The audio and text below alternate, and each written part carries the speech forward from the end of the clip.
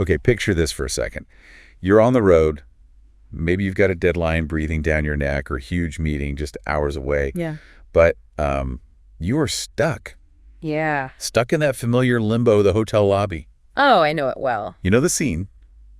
You're scanning desperately for that one outlet that isn't already claimed, or maybe loose in the wall. Right. Or hidden behind a giant potted plant. Exactly. The Wi-Fi sign looks promising, but it's dropping out every 3 minutes. Always. And maybe there's a kid nearby who has decided this is the perfect spot for a theatrical meltdown. Or someone watching videos on their phone. Loudly. Yes, at full volume. Yeah. And trying to make a professional call. Forget it. Everything just echoes back at you off the, the lobby architecture. And the coffee.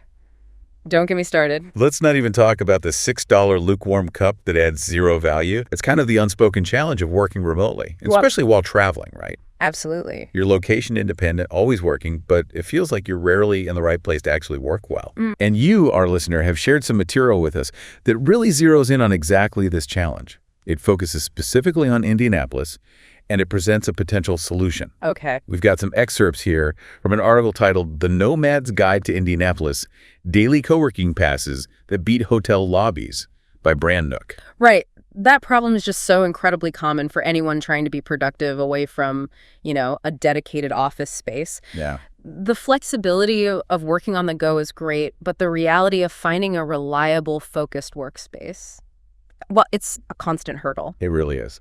So for this deep dive, our mission is to really unpack the specific points and arguments made in these sources. We need to look closely at why Indianapolis is highlighted and why they suggest co-working spaces with daily passes are the answer. Absolutely.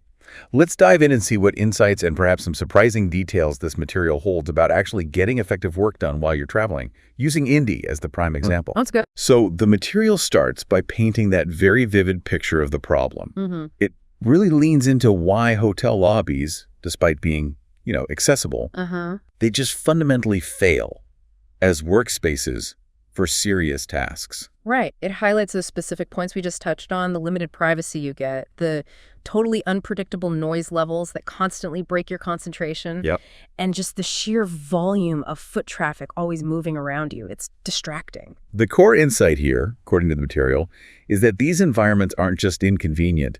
They actually introduce, and I quote, more friction than function when you're trying to accomplish focused work. Friction than function. I like that. It sums it up perfectly. They actively make it harder to get things done. Which is why the material immediately pivots, presenting the alternative co-working spaces. Okay. And crucially, the focus is on those offering daily passes as the go-to solution for productivity when you're on the road. Makes sense. It even mentions a specific example of Brandnook, describing it generally as a way to bring structure to a life that's always on the move. Right. Giving you back control over your space, your time, and your focus. That idea, straight from the material, of being able to drop in, plug in, and enjoy being productive, well, it sounds incredibly appealing compared to the hotel lobby chaos. Definitely. It highlights the shift from, battling your environment to having an environment designed to support you.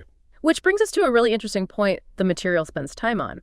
Why Indianapolis? Yeah, good question. Why does it frame this city as a place where this kind of solution is particularly needed or relevant for traveling professionals? It lays out a few key reasons. One big one is its role in national conferences and trade shows. Okay. The material positions Indy as a major hotspot because it hosts such a high volume of conventions and business events. Right. It specifically calls out the Indiana Convention Center, noting it's one of the largest spaces in the Midwest. That's significant.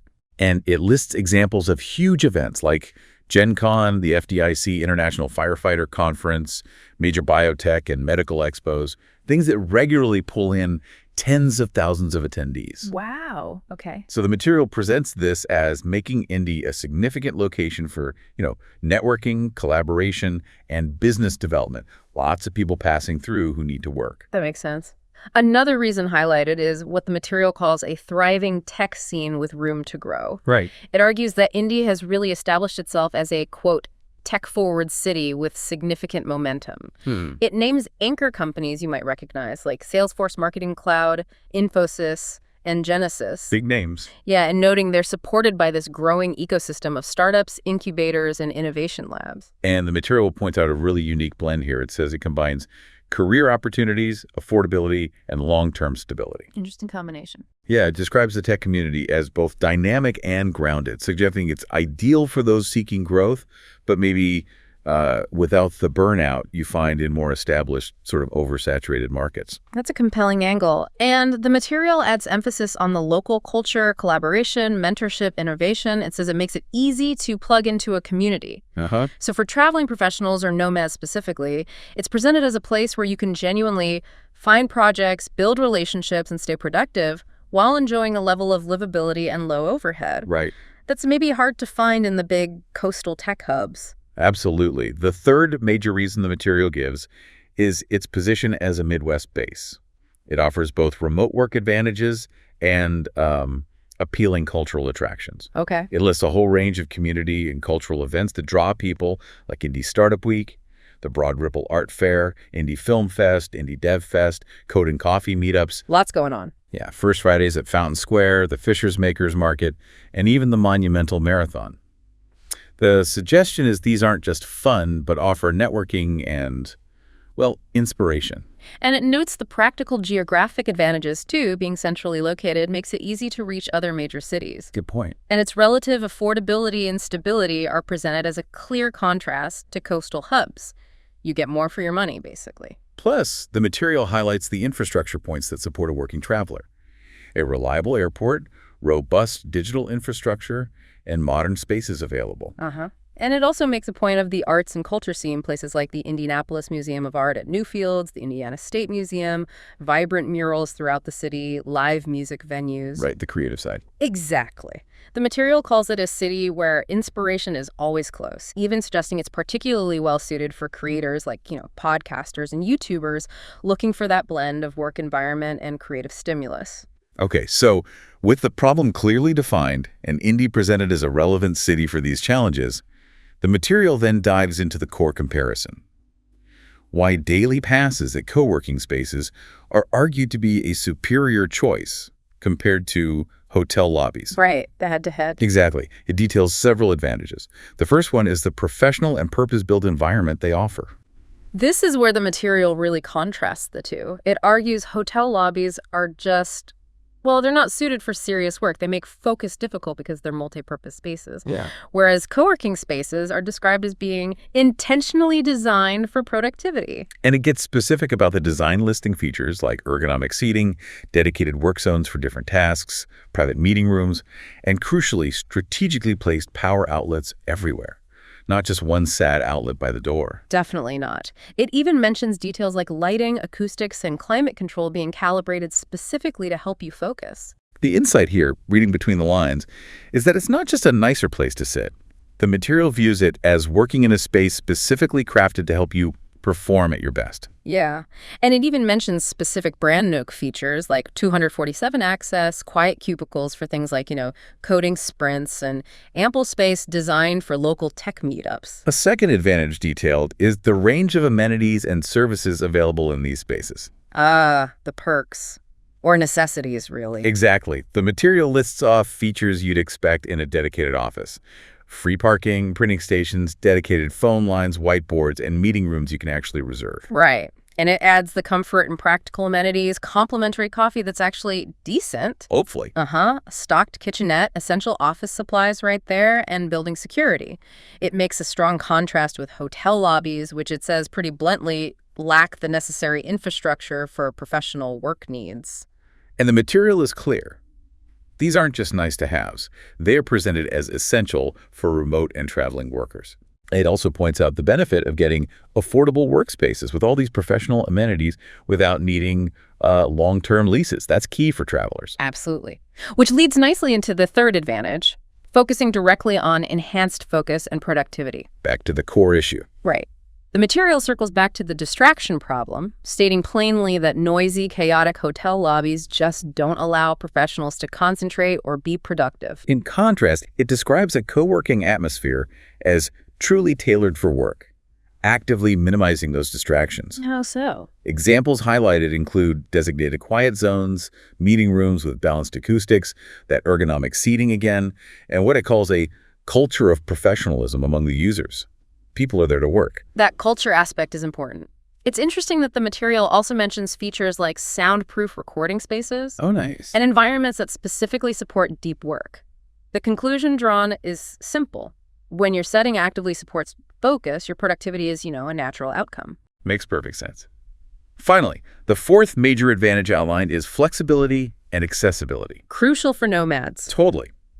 The material acknowledges that for digital nomads and traveling professionals, flexibility isn't just a preference, it's essential. Uh-huh. And it describes these modern working spaces as specifically built around that need, offering access options like hourly, daily, or monthly passes with no long-term commitment. Right. The key is that the space is available on your terms. Yeah, and this is where the contrast with hotel lobbies is sharpest. They just aren't designed for someone to camp out for a full workday. Not at all. Seating and outlets are limited. Staying for extended periods can feel awkward or implicitly discouraged. Right. And there's absolutely zero guarantee of finding space, quiet, or consistent access when you actually need it. The material basically portrays them as a pretty poor substitute when real work needs to get done. The material summarizes this by saying these shared working spaces provide both freedom and functionality within professional environments, and they are simply ready when you are. A good way to put it. So there you have it.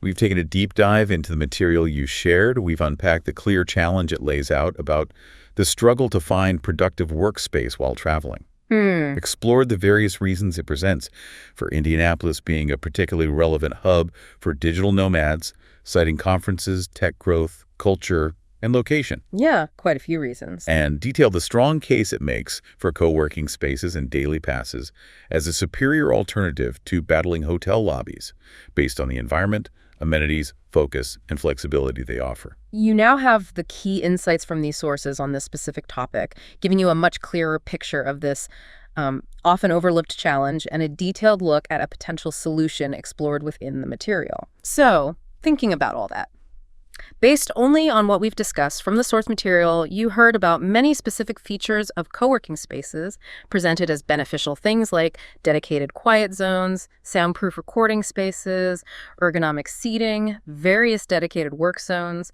professional amenities like printing and meeting rooms, and even community events like local meetups. A lot of different elements. Exactly. Given the different kinds of distractions and needs the material highlighted, which single feature or type of amenity do you think, based purely on what was presented in that source material, would make the biggest difference for your ability to get deep work done the next time you're on the road? Something to consider for yourself.